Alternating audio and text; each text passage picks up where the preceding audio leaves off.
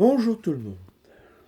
En vous racontant l'histoire des deux moines, enfin du duel des moines, m'est revenue en mémoire une autre histoire, une autre querelle de moines. C'était au temps de Saint Louis. Et il y avait dans le royaume de France deux moines, deux sages, dans la tête desquels le Très-Haut, le Très-Puissant avait mis un peu de sa flamme divine. On venait les consulter, les puissants, les pauvres, les gueux, pour toutes sortes de conseils saugrenus. On dit que Saint Louis lui-même venait les consulter pour ses affaires de royaume. Dans cet ermitage, dans ce petit ermitage où vivent les deux moines, le soir vient de tomber. Et Urbain et Frieux, parce que c'est ainsi qu'il se nomme, main jointe et genoux au sol, communiquent avec le Très-Haut depuis des heures. Urbain, qu'un jeune avait affaibli, s'était assoupi. Quant à Frieux, voyant le soir tomber, il commence à avoir faim et il invite son frère à le rejoindre pour manger les quelques baies qu'il a ramassées dans la forêt. Il fait sombre et Frieux, sans le faire exprès, heurte la tête de Urbain, qui se réveille. Oh, quel est le gueux, le fils de gueux, qui a heurté cette tête qui pense. Oh là, mon frère, calmez-vous, je ne l'ai pas fait exprès, il fait noir. Ah, mais comment avez-vous donc si peu de considération pour cette tête qui prie et pour la heurter de cette façon? Oh, mais je vous ai point vu, je vous dis, et puis bon, vous êtes assoupi quand même, hein. Oh, moi assoupi qui était en communication avec le Seigneur, moi qui prie et qui suis tellement dévot, non, non, si, vous dormiez, je vous assure. Non, je dormais pas, si, vous dormiez. Et là, je ne sais pas ce qui se passe, mais commence un torrent d'insultes et de paroles blessantes, de paroles piquantes, de paroles tranchantes, et les noms d'oiseaux commencent à affuser de plus belle. Monstre, monstre, tu regrettes de n'avoir pas écrasé ma tête. Eh bien, par la puissance que j'ai reçue du Très-Haut, eh bien, je dis que j'ordonne que demain cette tête que tu portes là, eh bien, j'ordonne que demain, au lever du soleil, eh bien, ta tête éclate par un invisible bâton en 7 morceaux. Et ainsi parla Urbain. Quoi? Quoi? Misérable, monstre, assassin de ton frère, tu veux que ma tête éclate demain en 7 morceaux? Eh bien, par la puissance que m'a donnée le Très-Haut, eh bien, j'ordonne, eh bien, que demain, le soleil ne se lèvera pas. Ainsi parla Frieux.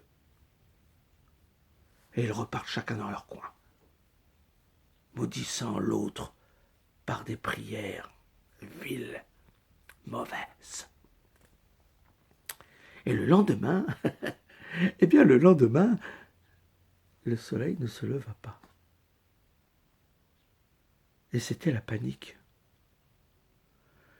Les gens crurent un présage, un mauvais présage, dérèglement, mauvais fonctionnement des sabliers, des clepsydres, ou alors parce que les nuages obscurcissaient le ciel, mais non, le ciel était dégagé, il fallait se rendre à l'évidence, le soleil ne se levait point, point. Alors on dormit. Le jour suivant, enfin ce qui devait être le jour suivant, le soleil ne se levait toujours pas. Et ça commençait à être vraiment la panique. Alors on accourt voir Saint-Louis, on lui demande des comptes, et lui dit, ne vous inquiétez pas, je vais vous arranger ça, dès demain, il aura repris sa place habituelle. Bon, ça calme un peu la foule, mais il convoque ses ministres, tout ça, et on essaie de trouver une solution. Ministre de la guerre, ministre de ceci, ministre de cela, mais point de solution. Alors du coup, Saint-Louis fait venir les tireurs de cartes, les chiromanciens, les diseuses de bonne aventure. Après avoir essayé la vraie science, il essaye la fausse, mais toujours pas de résultat. Le soleil ne se lève pas. Au 5e jour d'obscurité, là, il y a un petit garçon qui se présente au palais du roi. Petit Jean. Oui, dans les histoires, il y a toujours un petit Jean. Il demande à voir le roi. Le roi l'accueille et il a quelque chose à me dire. Oui, ça y est, le soleil s'est levé. Non, non, non, non, le soleil s'est toujours pas levé, Majesté. Mais moi, je sais pourquoi. Ah bon? Vas-y, explique, je te donnerai ce que tu veux. Des morceaux d'or. Oui, je sais pourquoi. Je sais. Le soleil, c'est Frieux qui le retient. Frieux? Oui, le moine, vous savez, un des deux sages qui vit dans la forêt. Je passais par là-bas il y a quelque temps, et puis je les ai entendus, ils se disputaient, ils se chamaillaient, puis il y en a un qui disait oui, ta tête éclatera, et l'autre il disait oui, le soleil se lèvera pas, oui. C'est Frieux qui retient le soleil. Saint-Louis les connaît bien ces deux-là. Mhm. Il va les voir assez régulièrement. Alors il accourt dans l'ermitage où vivent Urbain et Frieux. Et il trouve Frieux en grande prière, main jointe à genoux, c'est lui qui retient le soleil. Saint homme, est-ce donc toi qui retiens le soleil? Par pitié pour le royaume que je gouverne, laisse-le reprendre sa course. Ah, roi, c'est à Urbain qu'il faut adresser ta requête, parce que moi, je ne fais rien de spécial sinon que retenir le soleil, parce que il, il en dépend de l'intégrité de ma tête. Ah, Saint-Louis comprend que de ce Frieux-là, il n'obtiendra rien. Donc il va voir Urbain et lui dit fais quelque chose, parce qu'on ne peut pas rester comme ça. Ah, ta prière m'attendrit, roi. Oui, oui, ta prière m'attendrait, mais ce que le Très-Haut a fait, je ne peux le défaire. Et voilà. Cependant, comme il y a toujours moyen de détourner la difficulté, si Frieux veut bien s'engager à laisser aller le soleil, se repentir, je réponds de l'intégrité de sa tête. Ah, Saint-Louis a peut-être la solution. Il est content.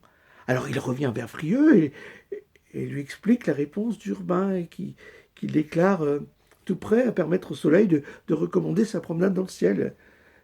Saint-Louis est de plus en plus à l'aise, il espère que les choses vont s'arranger. Oui, Frieux a bien entendu ce que proposait Urbain, et il dit, bon, bah écoutez, voilà, je reconnais bien là le cœur d'Urbain, et s'il veut bien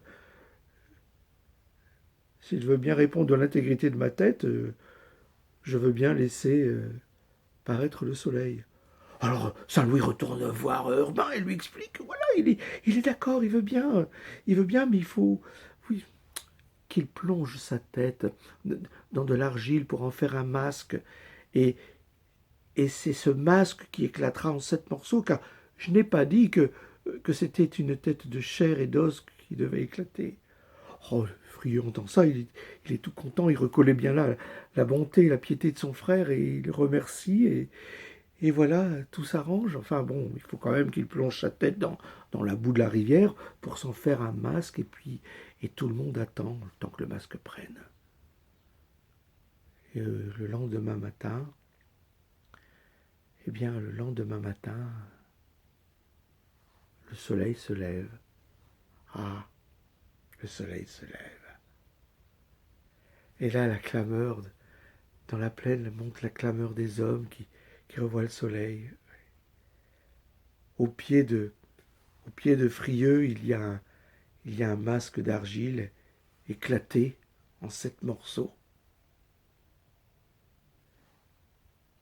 Et le Très-Haut, le Très-Puissant, souriait.